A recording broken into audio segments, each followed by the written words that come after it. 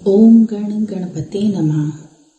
मेरे इस चैनल पर आप सभी का हार्दिक स्वागत है। आज मैं होई अष्टमी के व्रत की विधि और उसकी कथा को कह रही हूँ। सबसे पहले अहोई अष्टमी के व्रत की विधि के बारे में। करवा चौथ के 4 दिन बाद और दिवाली से 1 सप्ताह पूर्व कार्तिक कृष्ण अष्टमी को ये व्रत किया जाता है।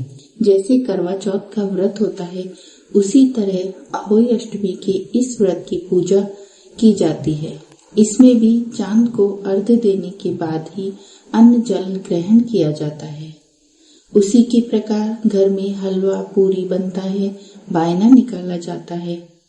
बस इस व्रत में अहोई माता की पूजा की जाती है और सेहू माता की कहानी सुनी जाती है। करवा चौथ का व्रत पति की दीर्घायु के लिए किया जाता है, जबकि अहोई अष्टमी का व्रत अपने पुत्रों की आयु और उनके अच्छे स्वास्थ्य के लिए किया जाता है। बहुत सी जगहों पर जहाँ पर करवा चौथ के व्रत की पूजा की जाती है, उसी स्थान पर अहोई माता के व्रत की पूजा भी की जाती है। अहोई माता का चित्र दीवार पर बनाकर और जमीन पर पटरा रखकर उस पर सेहू की आकृति बनाने के बाद पूजा की जाती है। पूजा अत्यंत सामान्य है। एक लोटे में जल भरकर अहोई के पास जमीन पर रखकर अहोई माता की कहानी सुनी जाती है और बायना निकालकर सास या नंद को दिया जाता है। लोटे पर सतिया बनाएं और 7 दाने गेहूं हाथ में लेकर कहानी सुनी जाती है और अंत में इस जल को चंद्र देवता को अर्घ्य देकर अपना व्रत खोला जाता है। कुछ क्षेत्रों में पुत्रवती माताएं अपने पुत्रों की दीर्घायु हेतु आज के दिन अहोई माता की माला को भी धारण करती हैं, जो दिवाली के बाद उतार कर रख दी जाती है।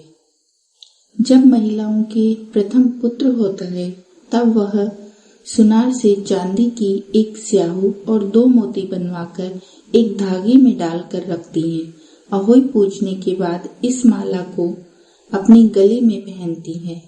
दूसरा पुत्र होने पर भी उसी माला में चांदी के 2 और मोती बढ़ते हैं। इस प्रकार महिलाओं के जितने भी पुत्र होते हैं, उनके दुगने मोती माला में बढ़ते जाते हैं। जबकि स्याऊ माता का जो पेंडल होता है वो एक ही होता है। दिवाली के बाद इस होई की माला को उतारकर इसकी पूजा करके और गुड़ का भोग लगाकर जल के छींटे लगाकर अगले वर्ष उपयोग के लिए संभाल कर रख दिया जाता है। अब हम अहोई माता की कहानी सुनते हैं। तो शुरू करते हैं होई माता की कहानी। बहुत पहले की बात है। एक नगर में एक साहूकार रहता था। उसके 7 पुत्र और 7 बहुएं और 1 कन्या थी। दिवाली से पहले कार्तिक के कृष्ण पक्ष की अष्टमी को 7 बहुएं अपनी इकलौती नंद के साथ जंगल में मिट्टी खोदने गई। जहाँ पर वो मिट्टी खोद रही थी, वहीं स्याऊ माता की मान थी। मिट्टी खोदते समय ननंद के हाथ से सेई का बच्चा मर जाता है, जिससे स्याऊ माता बहुत नाराज हो जाती हैं। स्याऊ माता नंद से कहती हैं कि मैं तेरी कोख बांधूंगी। तब ननंद अपनी 7 भाभियों से कहती है कि तुम में से मेरे बदले में कोई अपनी कोख बंधवा लो। 6 भाभियों ने अपनी कोख बंधवाने से मना कर दिया, परंतु छोटी भाभी यह सोचने लगी कि यदि मैं ऐसा नहीं करूंगी तो सासू माता नाराज हो जाएंगी। ऐसा विचार करके नंद के बदले उसने अपनी कोख बंधवा ली। कोख बंध जाने के बावजूद उसके प्रतिवर्ष एक लड़का होता था, परंतु वह जन्म के 7 दिन बाद ही मर जाया करता था।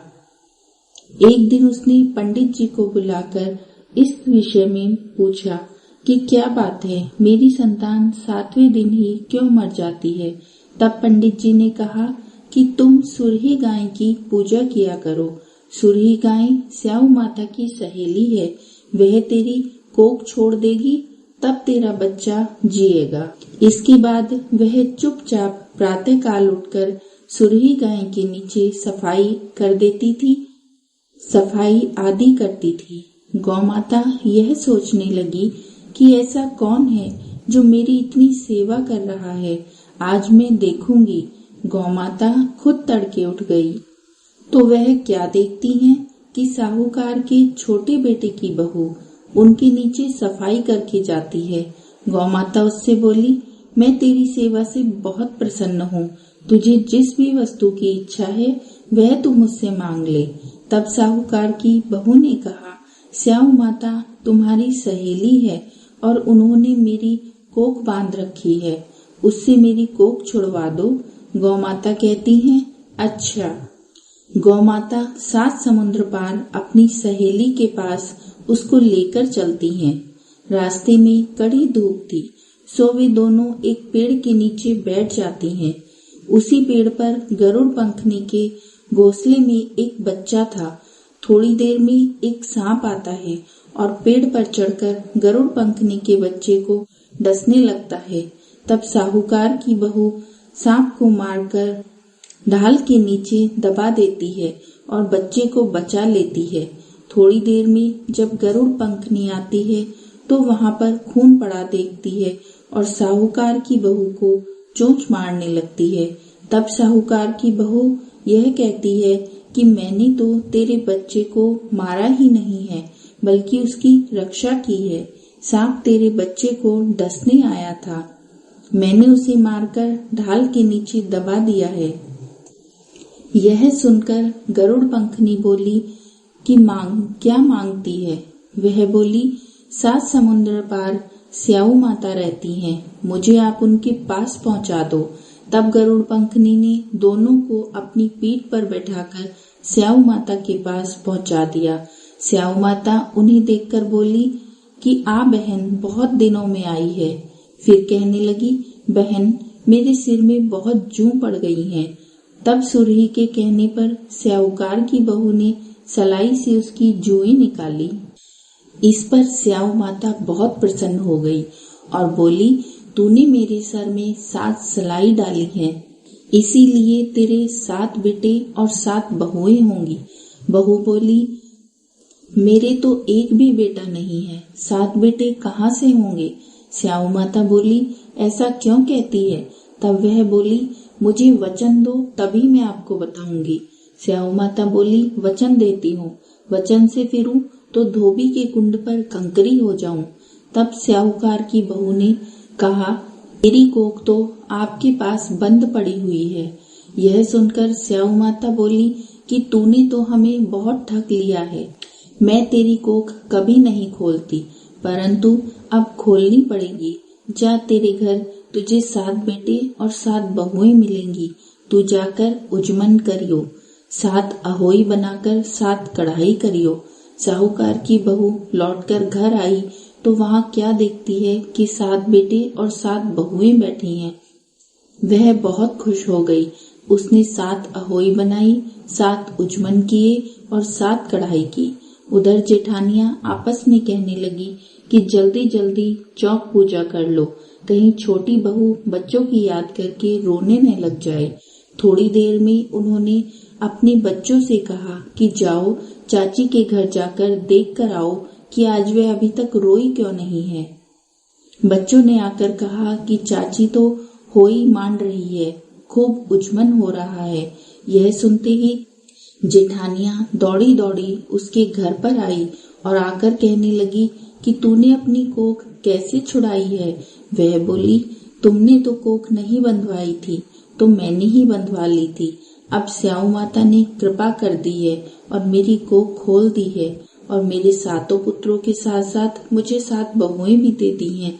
बोलो स्याऊ माता की जय।